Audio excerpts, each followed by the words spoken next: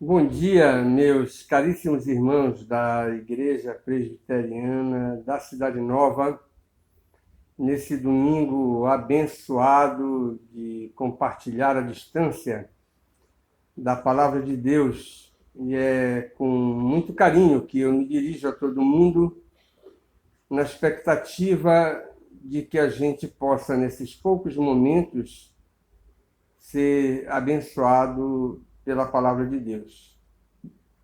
Eu queria dar continuidade à nossa meditação no livro de Provérbios, começando com algumas lições da pequena coleção que se segue no nosso estudo, denominada de o livro dos sábios, que vai do capítulo 22, o verso 17, até o verso 29, por enquanto, que diz assim: inclina o ouvido e ouve as palavras dos sábios e aplica o coração ao meu conhecimento, porque é coisa agradável os guardares no teu coração e os aplicares todos aos teus lábios, para que a tua confiança esteja no Senhor.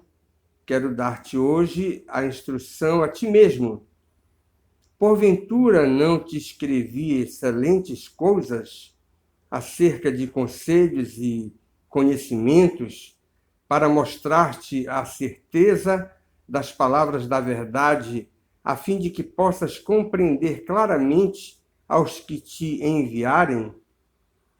Não roubes ao pobre porque é pobre, nem oprimas em juízo ao aflito, porque o Senhor defenderá a causa deles e tirará a vida aos que os despojam. Não te associes com o iracundo, nem andes com o homem colérico, para que não aprendas as suas veredas e assim enlaces a tua alma.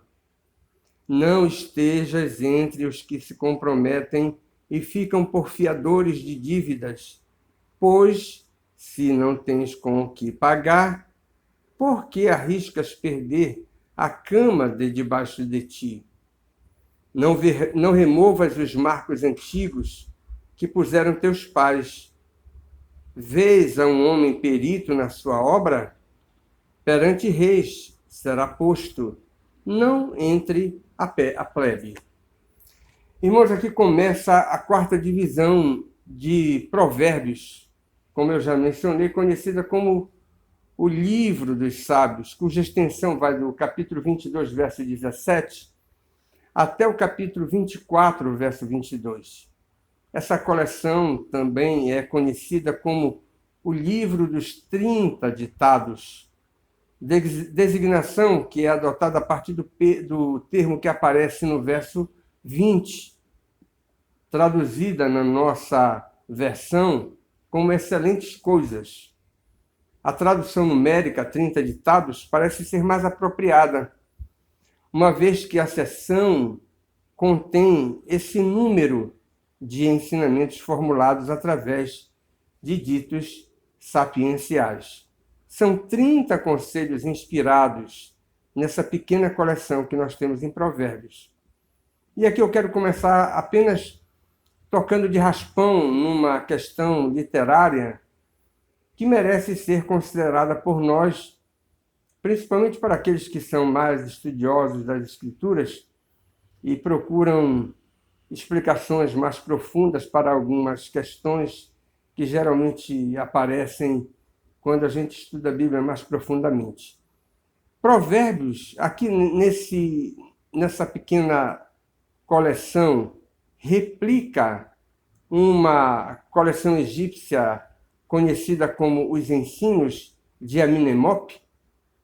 É uma pergunta que a gente precisa responder.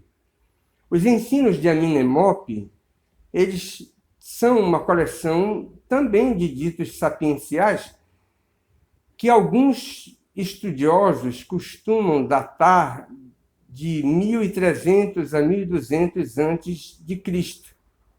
Se isso é verdade, essa coleção egípcia de sabedoria, ela foi escrita por ocasião do tempo de Moisés ou já nos dias dos juízes. Então, se isso é verdade, nós podemos dizer que o livro de Provérbios usa essa coleção, uma vez que ela foi composta antes do próprio texto atribuído a Salomão. As semelhanças aparecem exclusivamente num pequeno trecho que vai até o capítulo 23, verso 14, significando que só se vê alguma semelhança nos 7 ditados iniciais dos 30 que nós temos na coleção bíblica. Um comentarista respeitável, Derek Kidner, ele diz: se Provérbios, porém, está tomando emprestado aqui, não se trata de uma cópia servil, mas de emprego livre e criativo. As joias egípcias, como na ocasião do Êxodo, foram engastadas de modo melhor por peritos israelitas e empregadas para propósitos mais nobres. A Bíblia, tanto no Antigo Testamento quanto no Novo Testamento, não vê nenhum problema em tomar emprestado da literatura dita secular alguma coisa que possa representar aquele conhecimento que, no fundo, é de Deus, porque todo conhecimento vem de Deus. Mas há uma outra posição que parece ser preferível, que os ensinos de Amenemope, ou seja, a coleção egípcia, copia Provérbios.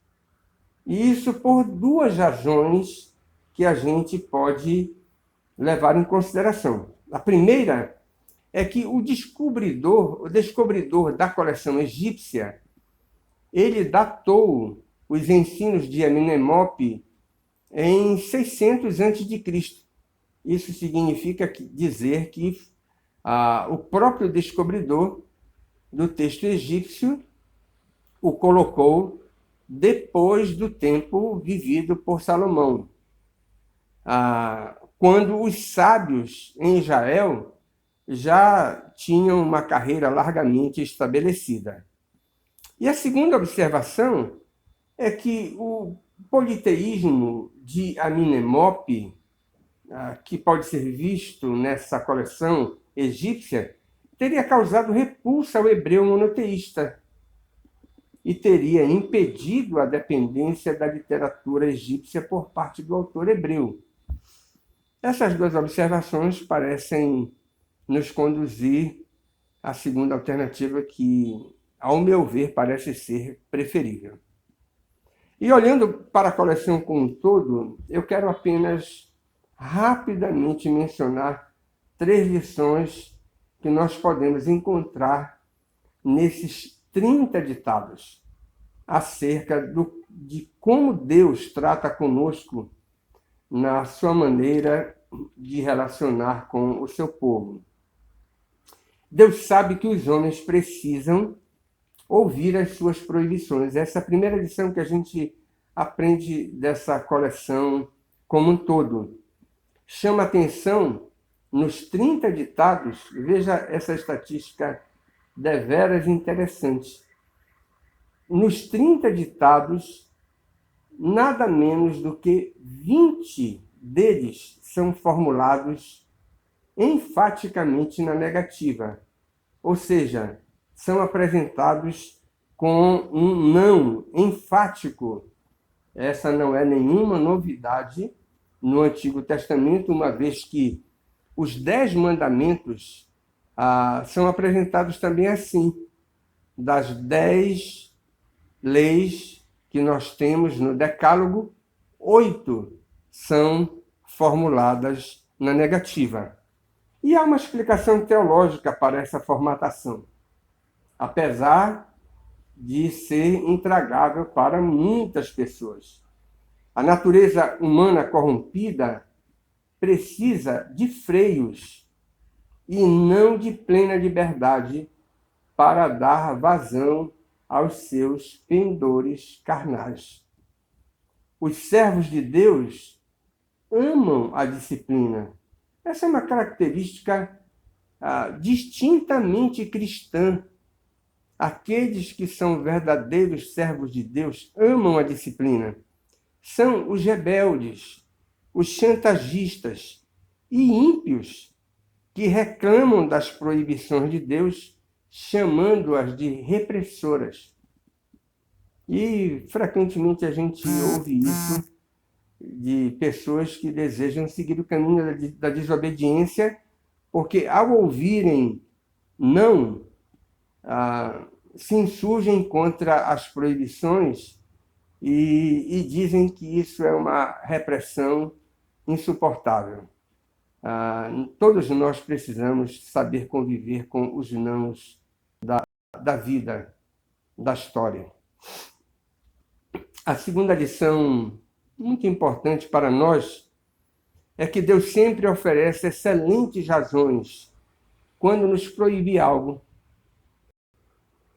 E essa é uma observação na teologia bíblica reconhecidamente embaraçosa. O Altíssimo não precisava dar explicações ao proibir alguma coisa, mas ao exercer a sua autoridade soberana, ele prefere oferecer incentivos à obediência, apresentando fundamentação lógica para as suas proibições. Raramente Deus diz não sem apresentar razões para as suas proibições.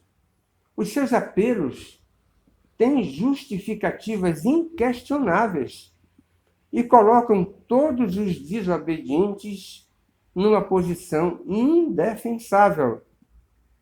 Cabe aqui uma conclusão pesada e dura de se ouvir. Os impenitentes preferem o pecado não é por falta de luz. Você já parou para pensar isso?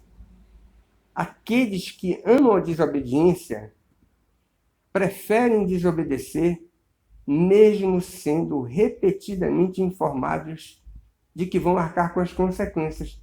Não é por falta de luz, mas é pela teimosia decorrente dos seus corações obstinados. Irmãos, nas Escrituras, a obstinação é como o culto aos ídolos. Já nos adverte o grande, maravilhoso, piedoso profeta Samuel. E a última lição que nós temos nos 30 ditados. Deus tem uma preocupação especial com a família. E não poderia ser diferente. Ele foi o instituidor da própria família, do próprio lar. E é por isso que nos 30 ditados nós temos um número significativo de ditos sapienciais relacionados com a vida doméstica. Sabe por quê? A fé revelada no Antigo Testamento começa em casa, segue para a igreja e impacta a sociedade sem Deus. Esse é o modelo divinamente revelado que você tem nas Escrituras. E nos 30 ditados você vai observar 5 vezes o autor repetindo aquela velha, clássica expressão que apareceu no início do livro de Provérbios. Filho meu, você tem no capítulo 23, no verso 15, no verso 19 e no verso 26. No capítulo 24, você tem no verso 13 e no verso 21. Primariamente apontando para o fato de que a sabedoria é ministrada aos homens na docência familiar, como sendo a escola imediata para a vida estabelecida por Deus. Quando a piedade fracassa no lar, e essa é uma advertência que todos nós deveríamos guardar com temor no nosso coração, raramente a fé passa para a geração seguinte. Eu vou repetir. Quando a fé fracassa no lar, raramente, raramente você tem a piedade passando para a geração seguinte. Irmãos, que Deus nos abençoe para que sejamos homens dóceis e possamos ouvir os não de Deus e não nos insurgirmos contra as suas proibições, dizendo que elas são repressoras. Que Deus nos abençoe com racionalidade para darmos a Deus sempre a razão quando Ele solenemente justifica as suas proibições, para que possamos andar no caminho da santidade. E que Deus nos guarde, especialmente como igreja, para que tenhamos lares fortes e que a piedade seja verdadeiramente a marca registrada da nossa família, enquanto professamos a fé no meio de um mundo perdido. Que Deus nos abençoe nesse dia e que nós possamos guardá-lo de forma conveniente para a sua glória. Deus abençoe você. Um grande abraço a todos. Amém. Aproveito a oportunidade para desejar a todos os nossos amados irmãos dessa querida comunidade presbiteriana sediada na Cidade Nova, que eu carinhosamente chamo de condomínio de pecadores. Desejo a todos que tenham uma excelente semana, dias que sejam verdadeiramente sintonizados com a palavra de Deus, com as operações poderosas do Espírito Santo, aproveitando esse tempo de quarentena para crescer na graça e no conhecimento do Senhor. Aproveite também para você fazer contato com os irmãos da igreja, procurando saber como é que eles estão. Ligue, passe uma mensagem de WhatsApp, mande um texto através de e-mail ou de qualquer outro recurso que você possa dispor. E também não deixe de acessar a nossa página, o nosso canal no YouTube e também no Instagram, para acompanhar aquilo que os irmãos tão carinhosamente estão postando para a nossa edificação em muitas esferas, demonstrando uma criatividade notável, e que Deus abençoe grandemente os nossos corações com a sua graça. Em nome de Jesus. Amém.